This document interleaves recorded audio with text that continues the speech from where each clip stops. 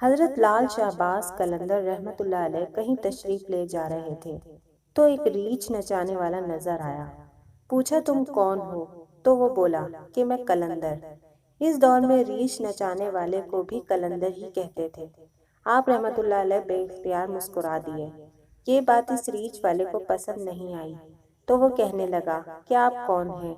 تو آپ نے فرمایا کہ میں بھی قلندر ہوں۔ تو کہنے لگا کہ آپ کیسے قلندر ہیں؟ نہ تو آپ کے پاس ریچھ ہے نہ ڈگڈگی، تو آپ تماشا کیسے دکھائیں گے؟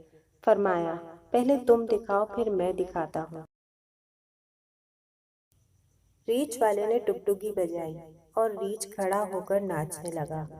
اس نے کہا کہ اب آپ کی باری۔ تو حضرت لال شہباز قلندر رحمت اللہ علیہ دو درختوں کی ٹہنیوں پر کھڑے ہو گئے اور فرمایا کہ نیچے سے گزر جاؤ، مگر یاد رکھنا کہ آگے جانا مگر واپس کبھی مت آنا۔ جیسے ہی وہ نیچے سے گزرا ماحول ہی بدل گیا۔ نہ وہ سورج کی گرمی، نہ گرد و غبار، جہاں تک نظر دیکھے خوبصورت پہاڑ، سبز وادیاں، نہ موسم گرم نہ ٹھنڈا۔ ابھی اسی سوچ میں ہی تھا کہ دیکھا ایک عظیم لشکر سپاہیوں کا گھوڑوں پر سوار تیزی سے اس کی جانب بڑھ رہا ہے۔ وہ گھبرا گیا کہ آج تو جان گئی۔ پاس پہنچ کر لشکر کا سپہ سالار آگے بڑھا۔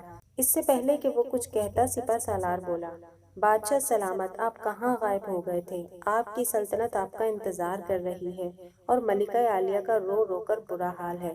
اب وہ حیران اور پریشان شاہی گھوڑے پر سوار ہو کر ساتھ چل دیا۔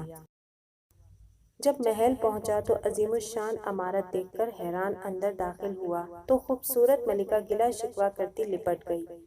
کہاں رہ گئے تھے آپ؟ سب بھول کر نہا دھو کر شاہی پوشاک پہن کر تخت پر بیٹھ گیا۔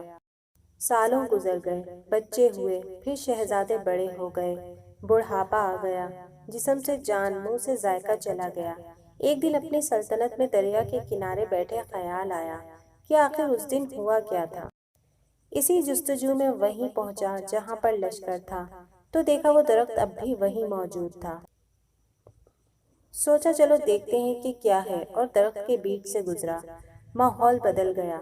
وہی وقت، وہی مقام، سامنے اس کا ریچھ اور ڈگڈگی پڑی ہے، وہی گرمی، وہی گرد و غبار۔ پیچھے دیکھا تو حضرت لال شہباز قلندر رحمت اللہ علیہ کھڑے تھے۔ اس کی حالت غیر ہو گئی۔ بولا، جناب، میری سلطنت، میری ملکہ، میرے شہزادے۔ تو آپ رحمت اللہ علیہ نے فرمایا کہ سب تماشا تھا۔